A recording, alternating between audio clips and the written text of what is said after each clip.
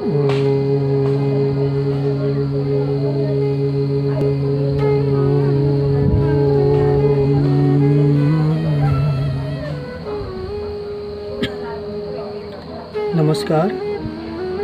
म आज हजुरहरूलाई योगको अर्थ, क्रिया र फाइदाको बारेमा आफ्नो अनुभव प्रस्तुत गर्न चाहन्छु।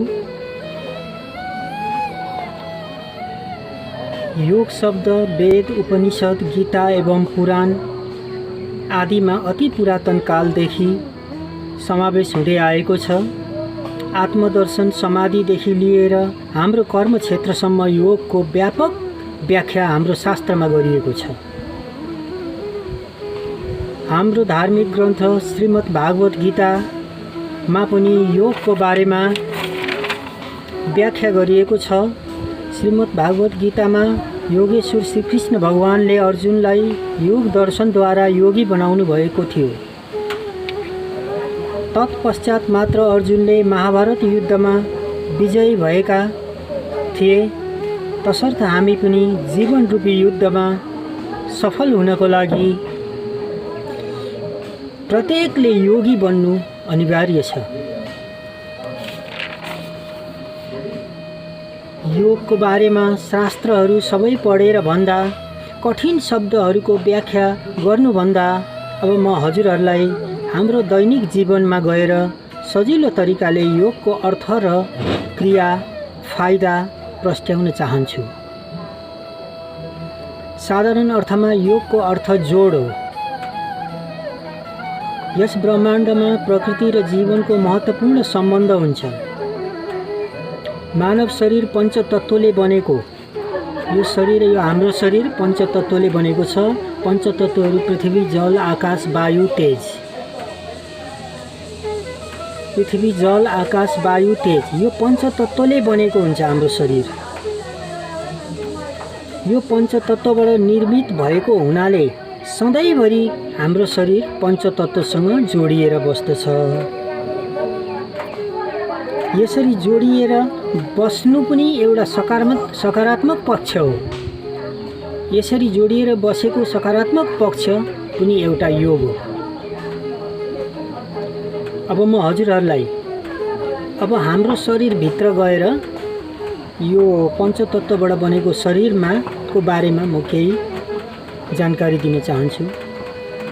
हाम्रो शरीर एउटा बृहत जीवित पिण्ड हो। हेर्नुहोस् है, हाम्रो शरीर एउटा बृहत जीवित पिण्ड हो। यसको रक्षा पञ्चतत्त्वले गरेको हुन्छ। पृथ्वी, जल, आकाश, वायु, तेज, यो पञ्चतत्त्वले हाम्रो शरीरको रक्षा गर्दछ। अर्थात् पञ्चतत्त्वले पैदा गरेको प्रकृतिले गर्दछ। पञ्चतत्त्वले प्रकृति पैदा गर्दछ। सजिलोसँग बुझ्नु पर्दा अन्न, साग, पात, जल इत्यादि कुराले हाम्रो शरीर जीवित रहन्छ। अब अर्को कुरा, अर्को पाटोमा जाउँ। जीवित शरीरभित्र आत्माको वास हुन्छ, जुन परमात्मा ईश्वरको अंश हो। यस ब्रह्माण्डमा प्रत्येक मानिसको शरीरभित्र अलग अलग आत्माको वास हुन्छ। त्यो सबै अलग अलग आत्माको वास, आत्मा चाहिँ परमात्मा, भगवान अर्थात् ईश्वरको अंश हो। सबै हामी भित्रको आत्माहरू परमात्मा, ईश्वरको अंश हो। अब यहाँ दुईटा कुरा भयो। एउटा जीवित शरीर भयो पञ्चतत्त्वले बनेको, एउटा आत्मा भयो जुन परमात्माको अंश यहाँ आएर बसेको छ। तसर्थ त्यो आत्माको रक्षा चाहिँ भगवान ईश्वरले मात्र गर्नुहुन्छ। अर्थात् हामीभित्र रहेको जीवात्मालाई शुद्धिकरण गराउने काम ईश्वरबाट मात्र हुन्छ। जीवात्मा, आत्मा शरीरभित्र प्रवेश गरेको हाम्रो आत्मालाई जीवात्मा भनिन्छ। र जीवात्मालाई चाहिँ शुद्धिकरण गराउने काम परमात्मा, भगवान ईश्वरले मात्र गर्नुहुन्छ। अब एकदम सजिलोसँग बुझ्नुपर्दा सुन्नुहोस् है, एकदम सजिलोसँग बुझ्नुपर्दा हाम्रो 5 ज्ञानेन्द्रियले बनेको शरीरको रक्षा अन्न, जल, वायुले गर्दछ भने हाम्रै शरीरभित्र रहेको आत्माको रक्षा कसले गर्दछ? परमात्मा, भगवान अर्थात् ईश्वरले गर्नुहुन्छ। सारांशमा भन्नुपर्दा भौतिक शरीर संसारको वस्तु र प्रकृतिसँग जोडिएको हुन्छ भने आत्मा परमात्मासँग जोडिएको हुन्छ। यसरी हाम्रो जीवन चल्दछ। यसरी जीवन चल्ने क्रममा हाम्रो शरीर कमजोर हुन सक्छ। प्रकृतिसँगको तालमेल नमिलेर हाम्रो शरीर कमजोर हुन सक्छ। अनि हामी भित्रको आत्मा पनि कमजोर हुन सक्छ। परमात्मालाई बिर्सेर अर्थात् ध्यान भक्ति समर्पणको कमी भयो भने हामी भित्रको आत्मा पनि कमजोर हुन सक्दछ। अनि शरीर पनि कमजोर आत्मा पनि कमजोर भएपछि हाम्रो जीवन व्यर्थ हुन्छ। जसरी म एउटा उदाहरण दिन्छु हजुरहरूलाई। जसरी एउटा कपडा काट्न कैँचीको दुवैतिरको धार हुनुपर्दछ, यसरी नै जीवन रूपी कपडाको लुगा बनाउनको लागि हामीले आफ्नो जीवन रूपी कपडाको लुगा बनाउनको लागि आँखाले देखिने शरीर र शरीरभित्र रहेको आत्मा दुवै प्रबल हुनुपर्दछ। आँखाले देखिने शरीर र यो शरीरभित्र रहेको आत्मा दुईटै प्रबल हुनुपर्दछ। प्रबल भन्नाले बलियो हुनुपर्दछ, एकदम जरुरी छ। अनि मात्र हाम्रो जीवन प्रकाशमान ऊर्जावान आनन्दमय बन्दछ। अब यसको समाधान हामी कसरी गर्ने भन्ने कुरा आउँछ। समाधान म हजुरहरूलाई भन्छु। अब बिस्तारै पढ्नु हेर्नुहोस्, बिस्तारै बुझ्नुहोस्। बुझ्नु भएन भने 4-5 पल्ट लाएर पनि मेरो भिडियो हेरिदिनुहोस्, अवश्य बुझ्नुहुन्छ। मैले आफ्नो अनुभव हजुरसँग गर्दैछु। अब यो शरीर र आत्मा हाम्रो कमजोर भएपछि यसलाई कसरी समाधान गर्ने भन्ने कुरामा म गइरहेको छु।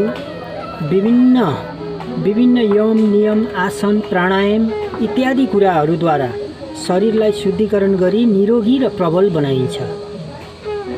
साथै शुद्ध आहार विहार उचित दिनचर्या सकारात्मक विचारहरूद्वारा शरीरलाई निरोगी ऊर्जावान र संसारको लागि उपयोगी बनाउन हामी सक्दछौँ। अब शरीर यसरी शुद्धिकरण हुन्छ शरीरको भने अब आत्माको शरीरभित्र रहेको आत्माको शुद्धिकरण कसरी गर्ने भन्दा यम नियम प्राणायाम इत्यादि सँगै ध्यान र भक्तिद्वारा भगवान परमात्मासँग जोडिने काम पनि गर्नुपर्दछ। आसन प्राणायाम त हामी गर्छौँ, एक्सर्साइज गर्छौँ, शरीरलाई तन्दुरुस्त निरोगी बनाउँछौँ, तर ध्यान भक्तिद्वारा भगवान र परमात्मासँग जोड्ने काम पनि साथै हुनुपर्दछ। आसन प्राणायाम एक्सर्साइज साथै जोडिने काम पनि हामीले गर्नुपर्दछ। अनि मात्र हामी भित्रको आत्मा शुद्धिकरण हुन्छ। आत्मा प्रबल ऊर्जावान अर्थात् शक्तिशाली तब हुन्छ जब हामी भित्र ध्यान भक्ति र समर्पण हुनु जरुरी हुन्छ। यसरी अब हामीले क्रियात्मक योग र ध्यानात्मक योग एक साथ गर्नुपर्दछ। आत्माको लागि ध्यानात्मक योग र शरीरको लागि क्रियात्मक योग। क्रियात्मक योग भनेको आसन प्राणायाम एक्सर्साइज सबै क्रियात्मक हो योग। अनि त्यसको साथसाथै हामीले ध्यान भक्तिद्वारा चाहिँ भगवानलाई सम्झेर ईश्वर परमात्मालाई सम्झेर ध्यानात्मक योगद्वारा परमात्माको हामी दर्शन पाउँछौँ र हाम्रो आत्मामा शक्ति मिल्दछ। आत्मा शुद्ध हुन्छ, प्रबल हुन्छ, ऊर्जावान हुनुहुन्छ, आनन्दमय हुन्छ। जब शरीर र आत्मा शक्तिशाली हुन्छ तब तपाईँ योगी बन्नुहुनेछ। शरीर र आत्मा दुवै शक्तिशाली भएपछि, यो शरीर पनि शक्तिशाली आत्मा पनि शक्तिशाली भएपछि तपाईँ योगी बन्नुहुनेछ। तपाईँभित्र श्रद्धा प्रेम करुणा दया र आनन्द प्रस्फुटित हुन्छ। साथै शरीर सहयोगी निरोगी ऊर्जावान बन्दछ। अनि तपाईँ भगवानको प्रिय र संसारको लागि महान बन्नुहुनेछ। तपाईको जीवन सफल त हुन्छ नै, सार्थक पनि हुन्छ। सफल जीवन त प्राय मेहनत कोसिस गर्यो भने सबैको हुन्छ। विश्वकै धनी पनि हुन सकिन्छ, एकदम निरोगी तन्दुरुस्त पनि हुन सकिन्छ। तर त्यसको सफल भइसकेपछि जीवन सफल भएपछि जीवनलाई सार्थक बनाउनु जरुरी छ। सार्थक जीवन भन्नाले संसारमा मनुष्य जन्म लिएर संसारमा आएपछि हामीले के गर्नुपर्ने हो, हाम्रो काम के हो भन्ने कुरा चाहिँ हामीले सही तरिकाले गर्यौं भने हाम्रो जीवन सार्थक बन्दछ। जीवन सफल पनि हुन जरुरी छ, साथसाथै सार्थक पनि हुन जरुरी छ। सफल मात्र भएर हुँदैन, सार्थक पनि हुनुपर्दछ। सार्थक जीवन बनाउनको लागि हामी योग, प्राणायाम, आसन, ध्यान, भक्ति, समर्पण भगवानप्रति सबै प्रयासहरू हामी निरन्तरताका साथ गर्नुपर्दछ। यसरी हाम्रो दैनिक जीवन योग, आसन, प्राणायामको धेरै ठुलो महत्त्व छ। यसलाई निरन्तरता दिनु एकदम जरुरी छ। हजुरलाई मेरो यो सानो भिडियो कस्तो लाग्यो? मैले एकदम साधारण तरिकाले विभिन्न शास्त्रका धेरै गहिरा कुराहरू खोदल्नुभन्दा हाम्रो दैनिक जीवनमा उपयोगी कसरी हुन्छ भनेर एकदम साधारण तरिकाले हजुरहरूलाई आफ्नो अनुभव प्रस्तुत गरेको हुँ। मेरो अनुभव हजुरहरूलाई सही लाग्यो भने म अरू एपिसोडमा पनि आउँदैछु। हेरिदिनु होला, सब्स्क्राइब गरिदिनु होला। म हजुरहरूको आभारी रहन्छु। धन्यवाद। ओम।